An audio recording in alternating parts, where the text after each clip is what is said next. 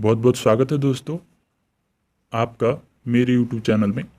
आज हम लोग बात करने वाले हैं क्लास 7 का विज्ञान का चैप्टर नंबर 7 जो है मौसम, जलवायु तथा जलवायु के अनुरूप जंतुओं द्वारा अनुकूलन। ठीक है, इसी चैप्टर को हम लोग आज चर्चा करेंगे। अगर आप लोग मेरे इस YouTube चैनल पर पहली बार आए हैं तो चैनल को सब्सक्राइब जरूर कर लें ताकि मैं जैसे ही वीडियो डालूँ आपको नोटिफिकेशन प्राप्त हो जाए। तो चलिए चैप्टर 7 को स्टार्ट करते हैं और इसमें हम लोग जानने की कोशिश करेंगे मौसम के बारे में और जलवायु के बारे में। ठीक है, तो देखिए, क्या आपको याद है कि जब आप पहाड़ों पर भ्रमण के लिए यानी कि घूमने के लिए जा रहे थे तो आपसे क्या क्या सामान ले जाने के लिए कहा गया था? कोई चैप्टर पढ़े होंगे 7 क्लास 6 का, तो उसमें था ये।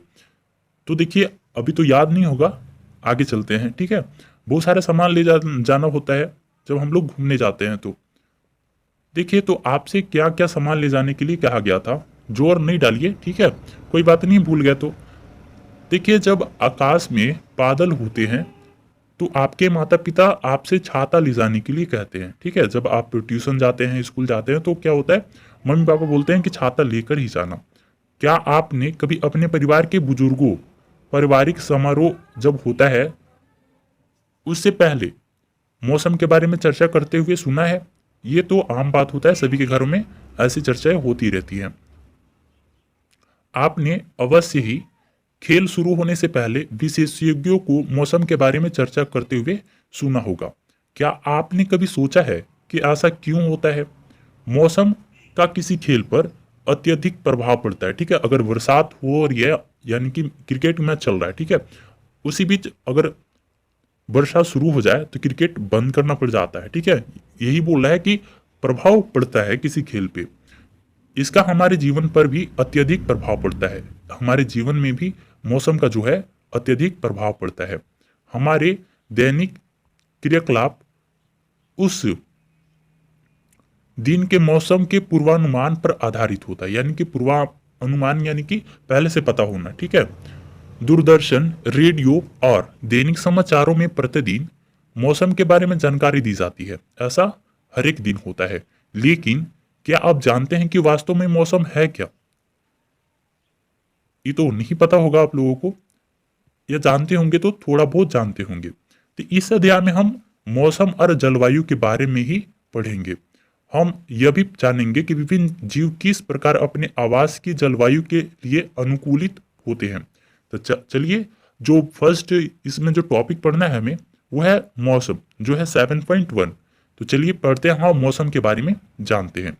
चित्र 7.1 में किसी दैनिक समाचार में प्रकाशित मौसम की जानकारी एक नमूना दिया गया है। जानकारी का एक नमूना दिया गया है, वो हम लोग आगे देखेंगे।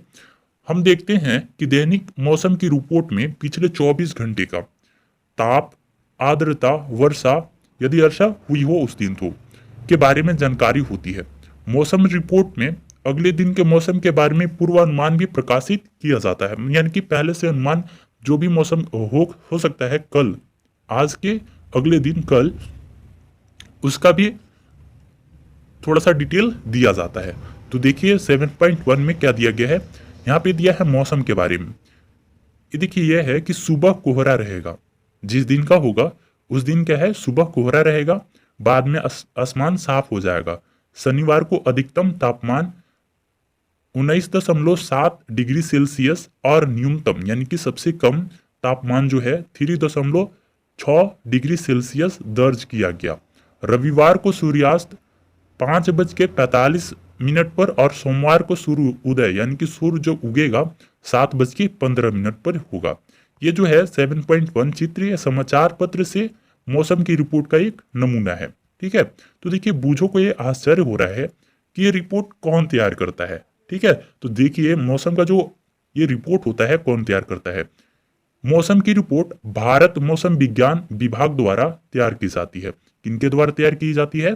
तो मौसम की जो रिपोर्ट होती है वो भारत मौसम विज्ञान यानी कि जो इंडिया में केवल होता है, वहां पे भारत मौसम विज्ञान द्वारा क्या किया जाता है, मौसम की रिपोर्ट तैयार की जाती है।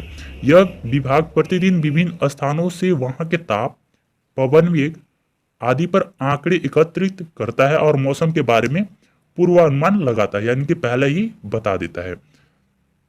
आगे चलें तो आगे है क्रियाकलाप 7.1। इसको हम लोग करते हैं। देखिए, किसी भी समाचार पत्र से पिछले एक सप्ताह की सभी दिनों की मौसम का रिपोर्ट काट लीजिए। ये पहले आपके घर में समाचार पत्र आते होंगे, तो क्या करना है, जो भी मौसम का पिछले एक सप्ताह का मौसम का जो भी रिपोर्ट उसको काट लेने हैं। यदि आपके घर में समाचार पत्र नहीं आता है तो अपने किसी पड़ोसी अथवा मित्र से मांगकर रिपोर्ट की अपनी पुस्तिका में लिख लीजिए। ठीक है, आप पुस्तकालय में भी मौसम की रिपोर्ट एकत्रित कर सकते हैं। सभी कतरनों को कागज की एक सीट अथवा चार्ट पेपर पर चिपका लीजिए। अब क्या करना, जो भी पेपर से काटे होंगे मौसम का रिपोर्ट उसको एक जगह एकत्रित कर लेना है कहीं भी। ठीक है, अब सारणी 7.1 में अपने द्वारा एकत्रित की गई मौसम संबंधित जानकारी को नोट कर लीजिए। जो हमें देखेंगे आगे 7.1 जो सारणी है उसमें आपको जो भी मौसम का पेपर से काटे होंगे मौसम का रिपोर्ट उसको उसमें भरना है। ठीक है, आपकी सहायता के लिए पहली पंक्ति में एक नमूना दिया गया है। सारणी के सभी कॉलमों में अपने चार्ट के अनुसार आंकड़े लिख लीजिए। तो चलिए देखते हैं 7.1 जो सारणी है वो कैसा है। यहाँ पे देखिए 7.1 है किसी एक सप्ताह के मौसम का आंकड़ा।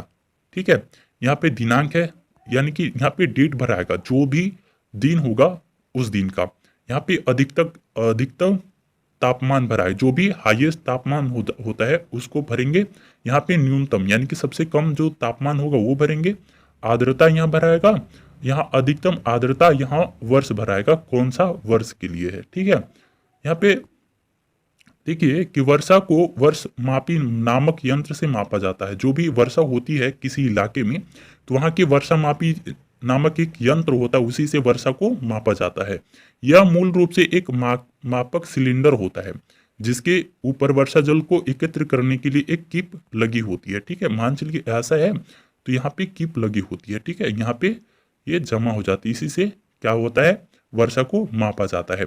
आगे चलिए, क्या आपके द्वारा बनाई गई सारणी के अनुसार सभी 7 दिन अधिकतम और न्यूनतम तापमान, आर्द्रता और वर्षा के माप समान रहे हैं? ऐसा नहीं हो सकता है। ठीक है, मतलब अगले दिन कुछ होगा, अगले दिन कुछ होगा। ठीक है, आपकी सारणी में नोट किए गए अधिकतम और न्यूनतम तापमान कुछ दिनों के लिए समान हो सकते हैं, परंतु सभी प्रचालन जैसे कि तापमान, आर्द्रता, वर्षा किन्हीं 2 दिनों के लिए भी समान नहीं होते हैं। ठीक है, ऐसा नहीं हो सकता है। सप्ताह भर में इनमें काफी परिवर्तन हो सकते हैं।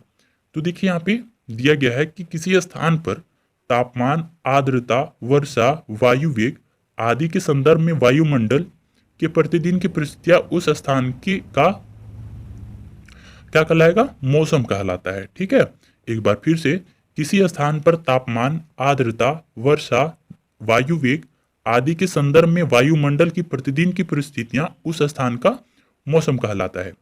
ये तो आपको इसको नोट कर लीजिएगा। ठीक है, आगे चलते हैं तो देखिए तापमान, आर्द्रता और अन्य कारक मौसम के घटक कहलाते हैं। कौन कौन से? तापमान, आर्द्रता और अन्य जो कारक होते हैं मौसम के लिए वो मौसम के घटक कहलाते हैं। किसी स्थान का मौसम दिन प्रतिदिन और सप्ताह दर सप्ताह परिवर्तन होते रहता है, यानी कि हर एक दिन परिवर्तन होगा और सप्ताह सप्ताह भी परिवर्तन होता है। हम अक्सर कहते हैं कि आज का मौसम अत्यधिक आर्द्र है, अथवा पिछले सप्ताह का मौसम जो है, पिछले सप्ताह मौसम गर्म था। ठीक है, इस तरह से हम लोग आपस में चर्चा कर लेते हैं, कहीं सुने भी होंगे।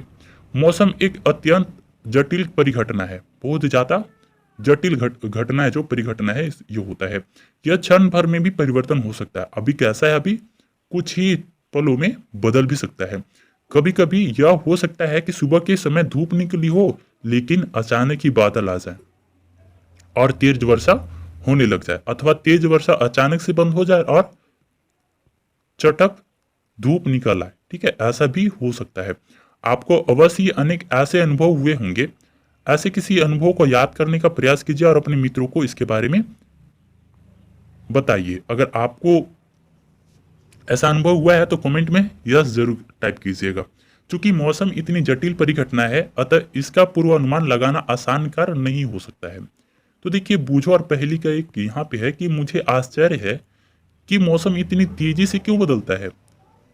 जो पहेली है वो बोली कि मैं जानना चाहती हूँ कि आखिरी मौसम का स्रोत क्या है। ठीक है, तो आइए इन्हीं दोनों को क्वेश्चन का सॉल्व करने की कोशिश करेंगे। देखिए चित्र 7.2 में दिए गए ग्राफ को देखिए। इसमें 3 अगस्त 2006 से 9 अगस्त 2006 तक का शिलांग मेघालय में रिकॉर्ड किए गए एक अधिकतम तापमान को दिखाया गया है। तो चलिए हम लोग भी देखते हैं 7.2 को।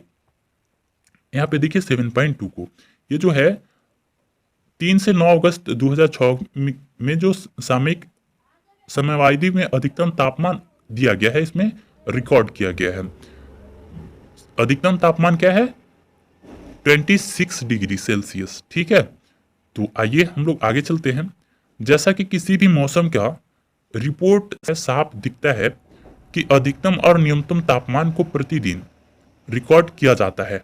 क्या आप जानते हैं कि इस तापमान को कैसे रिकॉर्ड किया जाता है?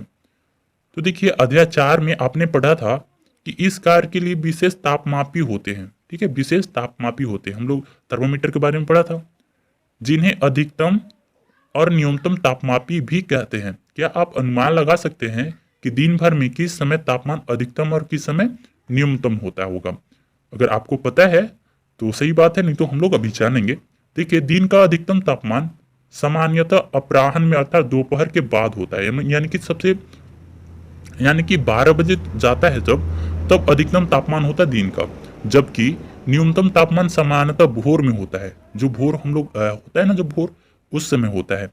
क्या अब आप समझ गए हैं कि गर्मियों के में दोपहर के बाद हमें गर्मी से इतनी बेहाल क्यों हो जाते हैं? ये तो आप लोग समझ ही गए होंगे। जबकि सुबह के समय अपेक्षाकृत मौसम सुहावना लगता है, बहुत ही अच्छा लगता है कि बात नहीं? देखिए क्या आपने कभी सूर्य उदय और सूर्यास्त के समय के बारे में सोचा है? क्या आप जानते हैं कि सर्दियों में सायंकाल यानी कि जो शाम का समय होता है, अंधेरा जल्दी क्यों हो जाता है? ऐसा क्यों होता है? और आपको खेलने के लिए अधिक समय नहीं मिल पाता है। ऐसा होता है ना, कई बार, बहुत बार होता है। क्या सर्दियों में दिन की अवधि गर्मियों की अपेक्षा कम होती है? ऐसी बात है। अध्याय के अंत में दिए गए परियोजना कार्य को पूरा करके इसका स्वयं पता लगाने का प्रयास कीजिए। तो इस तरह से जो मौसम है वो टॉपिक हम लोगों का खत्म होता है। मैं आप लोगों से मिलूंगा अगले टॉपिक में, यानी कि इसी चैप्टर का अगले वीडियो का पार्ट में। तब तक के लिए धन्यवाद।